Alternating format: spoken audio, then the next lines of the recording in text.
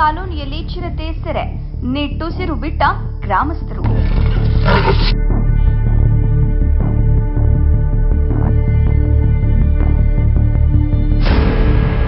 ಕೊನೆಗೂ ಬಿದ್ದಿತ್ತು ಮೃಗರಾಜನಿಗೆ ಜಾಲ. ಎಚ್ಡಿ ಕೋಟೆಯಲ್ಲಿ ಚಿರತೆ ಬಂಧಿತ.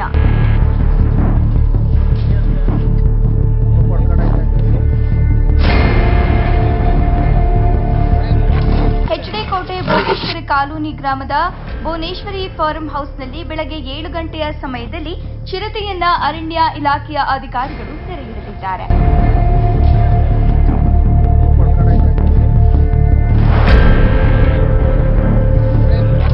ಡಾಕ್ಟರ್ ಬಾಬು ಜಗಜೀವನ್ ರಾಮ್ ವಿಚಾರ ವೇದಿಕೆ ಮಾಜಿ ಅಧ್ಯಕ್ಷ ಪಿ ನಾಗರಾಜು ಮಾತನಾಡಿ, ಚಿರತೆ ಹಲವು ರೈತರ ಜಮೀನುಗಳಲ್ಲಿ ಓಡಾಟ ಮಾಡುತ್ತಿದ್ದರಿಂದ ರೈತರಿಗೆ ಜಮೀನುಗಳಿಗೆ ಹೋಗಿ ವ್ಯವಸಾಯ ಮಾಡಲು ಕಷ್ಟವಾಗುತ್ತಿತ್ತು. ಸಾರ್ವಜನಿಕರಿಗೂ ಕೂಡ ಓಡಾಡುವುದು ಕಷ್ಟವಾಗಿತ್ತು.